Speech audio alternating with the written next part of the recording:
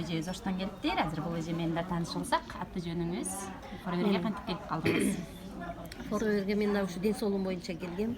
Аябай жакшы результаттарды алдым ден соолугум боюнча.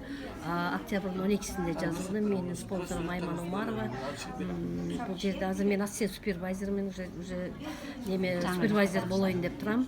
Мен бул Астанага келгениmin себеби мен дагы жакшы ушу чоңдордон дагы жакшы обученияларды алып, менеджер болгонго, супервайзер менеджерликке ушу ат койдум.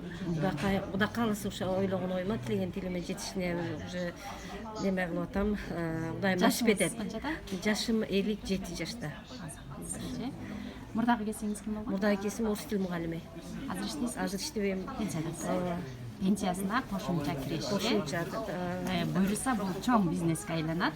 Неберелерине, бала бакырасына чоң наследство калтырса болот. Менин максатым көбүнчө ушу чоң шаарларды көрүп, саякат кылуу. Ошолорго жетишке Кудайым насип этсин. Силер да ушул алойго келип жазылганга силерге да мүмкүнчүлүк бар. Азаматсыз эже, сизге дагы элек, тилектериңиздин баардыгына жетиңиз.